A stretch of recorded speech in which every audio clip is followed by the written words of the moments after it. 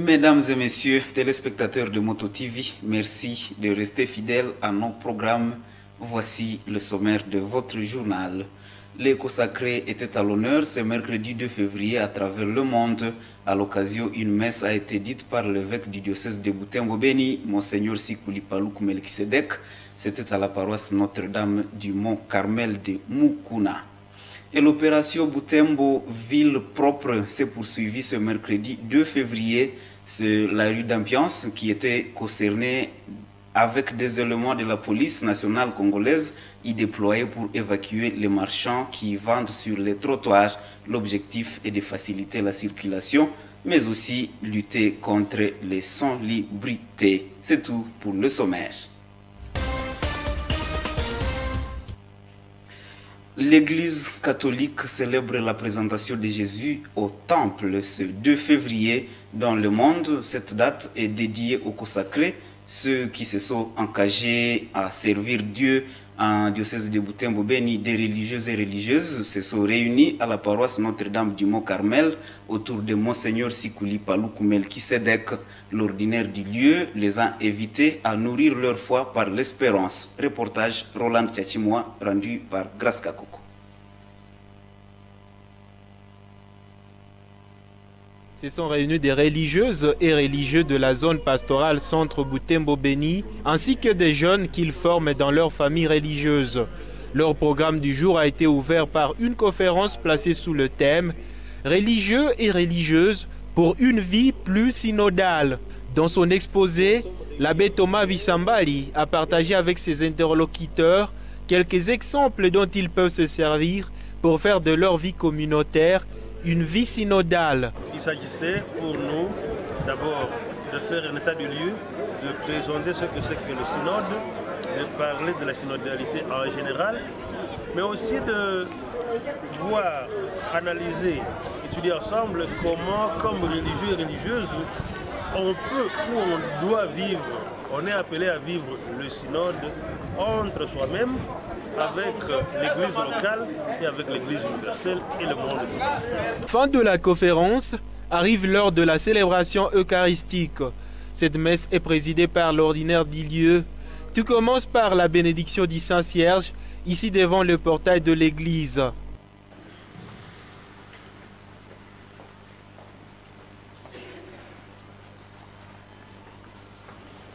Avançons maintenant dans la paix, à la rencontre du Seigneur. Dans cette procession qui se dirige vers l'autel, chaque participant est muni d'une bougie, un symbole de la lumière du Christ dans la vie de consacré. Monseigneur Sikuli Paluku Melkisedek explique que cette journée vise à méditer sur la vie des consacrés. Il s'agit de rendre grâce au Seigneur pour les grands dons de la vie consacrée, qui enrichit et réjouit la multiplicité du charisme et le dévouement de temps de vie totalement donné au Seigneur à travers le service des frères et des sœurs. S'adressant à cette assemblée, le Père évêque a appelé ses consacrés et leurs formés à affermir leur foi dans ce monde actuel, bouleversé par de guerres et des tensions multiples. Je vous invite, chers consacrés, à être des hommes et des femmes d'espérance. Soyez précisément des porteurs d'espérance dans la venue et la présence du Seigneur au milieu du monde. La journée mondiale des consacrés a été instituée par le pape Jean-Paul II depuis 1996. Cette année 2022, c'est la 26e édition qui est célébrée. Des marchands qui vendent sur les trottoirs ont été évacués ce mercredi 2 février. C'est la rue Denis Paluku, connue sous l'appellation de la rue d'Ambiance, qui était concernée par cette opération qui vise à dégager la voie publique et lutter contre les salubrités. La police qui exécute cette mission promet l'étendre sur d'autres artères de la ville. Reportage des croyantes Bihamba rendu par Francine Moussoa. Ces étals sont dégagés ici sur la rue d'Ambiance par ces éléments de la police.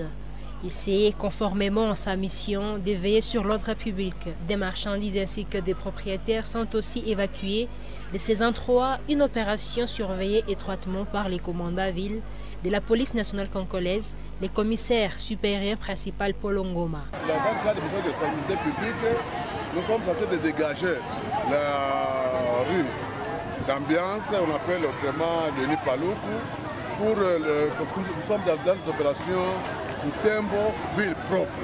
On doit dégager, on doit harmoniser avec les vendeurs, qu'on dégage la route, pour qu'il n'y ait pas de... On doit maintenant commencer à faire des nettoyages.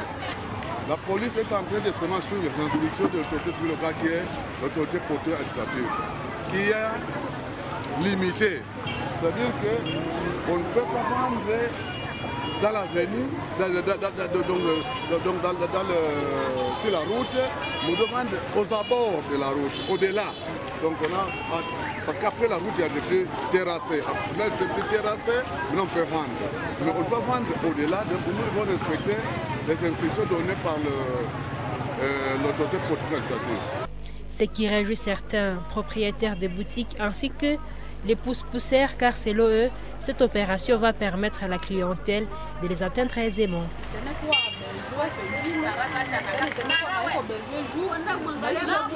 Ce que la police a fait aujourd'hui, c'est bon. D'autres, par contre, ne sont pas d'accord avec leur évacuation au motif qu'ils n'ont nulle part où se rendre.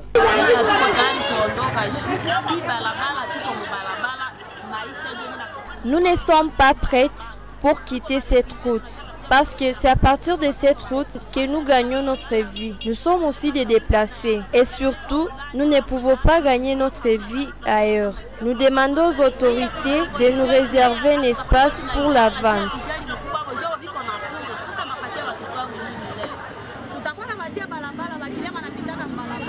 Il est difficile pour nous de vendre ailleurs alors que c'est sur la route qu'il y a de la clientèle. C'est depuis quelques semaines que l'autorité urbaine a lancé l'opération Butembo Ville propre. Il consiste à dégager la voie publique, obstruée par l'activité humaine, mais aussi évacuer les immondices.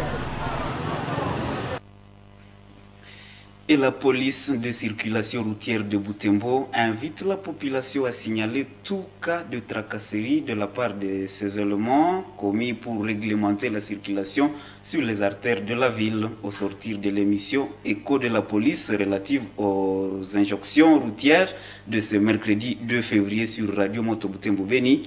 Le major Fafa Sapou est revenu sur des cas de recouvrement fait par la police. Celui-ci a confié que c'est à quand de la sollicitation de ces éléments par certains services d'assiette à recouvrer des imprimés de valeur et autres. Cependant, il fustige également la non-collaboration des conducteurs des engins roulants vis-à-vis des conditions de la circulation publique. Joël Tali l'a interrogé, suivons-le. La population peut avoir raison ou pas. On peut parler de la tracasserie quand on arrête une personne illégalement. C'est-à-dire, les agents en question est en ordre et l'agent l'arrête pour rien, peut-être pour lui rationner quelque chose. C'est par là qu'on peut parler de la tracasserie. Néanmoins, depuis que nous sommes ici, on n'a jamais reçu de pareilles plaintes de la tracasserie. Sauf qu'on écoute ça seulement. Donc nous sommes censés de respecter les règles du code de la route. Alors si vous violez ça, la police est là, il vous prend, il ne faut pas appeler ça ou bien changer ça de la tracasserie. Ce n'est pas tout à fait normal. Et nous avons une section de surveillance, ce que vous voyez là-bas avec des montards. Donc ils sont là parce qu'on ne peut pas placer des policiers dans tous les coins. Nous sommes là, nous en tant que commandants, les experts, on sait que dans tel coin il y a des embouteillages, c'est par là qu'on peut mettre un carrefour. Il y a aussi des usagers de la route, comme des conducteurs des engins, inconscients. Ils ne veulent pas tempérer dans un endroit parce qu'il n'y a aucun agent. Alors, la police est là, vous savez, tout le monde est libre de circuler. Alors, si peut-être vous arrivez dans un endroit où il n'y a pas des agents, et un usager de la route qui bloque la route, alors, qui va lui faire dégager de cet endroit-là. C'est toujours cette police-là de surveillance. Qu'est-ce qu'un conducteur peut avoir pour être au volant? Mais quand vous achetez seulement votre engin comme ça, après des semaines, on vous donne l'apprentissage à la cité et vous commencez à conduire. C'est ça aussi le problème. Mais rien ne manque si quelqu'un de bonne foi. Il ne faut pas seulement attendre qu'on vous arrête et après vous venez. Mais si peut-être vous êtes ignorant, vous venez dans notre bureau. Si à tout moment nous recevons les gens, vous venez dans notre bureau, vous voulez s'enquérir. Qu'est-ce que je peux avoir pour être en ordre? Il y a beaucoup de services. Il y a la DGI, il y a la DGNRK, il y a les Transcom. On peut vous guider facilement pour être en ordre. Bon, la police de sécurité routière ne fait pas vraiment de recouvrement, sauf en cas de réquisition. Peut-être, comme on le fait toujours avec la DGNRK ou bien d'autres services, on peut nous recouvrer, on peut nous réquisitionner par là qu'on peut faire les recouvrements. Mais la police de sécurité routière est une branche de la police nationale congolaise. Autre nouvelle, le mauvais état des routes et des ponts sur l'axe Butembo-Mangoro-Jipa fait obstacle au développement économique des agriculteurs de Massinji et village situé à la localité de Kisasa dans le groupement de Manzi. Nous sommes en chefferie de Bassoa, en territoire de Lubero. C'est à une soixantaine de kilomètres de la ville de Butembo. Des habitants de ce coin, dont la vie dépend des activités champêtres, éprouvent du mal à évacuer les récoltes vers des centres de consommation. Suivons ce reportage de Eli Boureeti et Samuel Wayinda. Le voyage sur ces routes devenues impraticables est un casse-tête. Ici au pont de la rivière Moussoussa, s'enregistrent régulièrement des accidents. Comme vous le voyez, c'est un pont construit sur une longueur d'environ 20 mètres. Sa largeur fait partie des causes du danger qu'encourent ses usagers. Des habitants non loin d'ici témoignent de plusieurs noyades au niveau de cette passerelle sans garde-fou. Ça fait des jours que quelqu'un a tombé dans cette eau.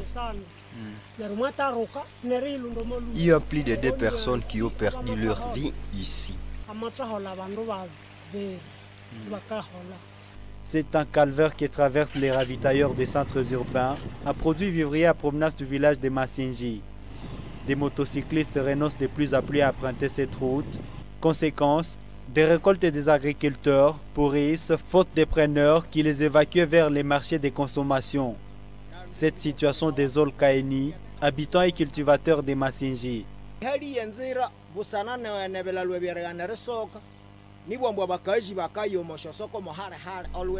La situation de la route est très grave au niveau de pont. Les habitants d'ici font plus de 4 jours en route à la recherche d'argent de scolarisation de leurs enfants.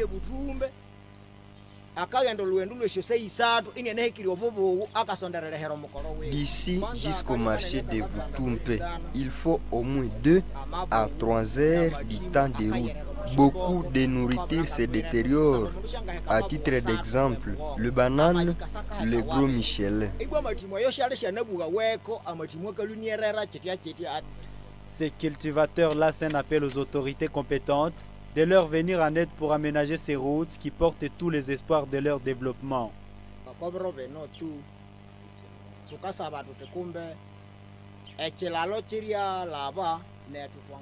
L'aide que nous demandons, nous comme population de Massinji, c'est seulement la construction des ponts. Nous pouvons nous-mêmes tracer la route. C'est seulement la construction des ponts qui est très grave.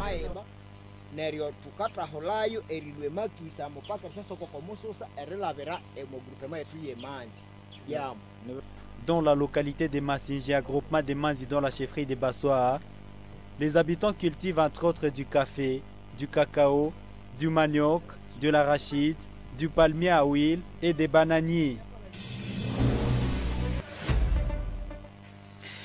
Et nous parlons sport en présent. Coupe du Monde Qatar 2022.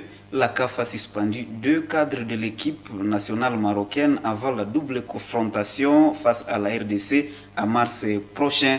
Il s'agit de Soufiane Boufal et Soufiane Chakla. Les deux joueurs ont été suspendus mardi 1er février par le jury disciplinaire de la Confédération africaine de football après les incidents survenus au stade Amadou Aïdia de Yaoundé à l'issue du match entre l'Égypte et le Maroc, dont ce dernier a été perdant des altercations entre l'entraîneur adjoint égyptien Rogerio Paulo et le président de la fédération marocaine Faoudi Legdia.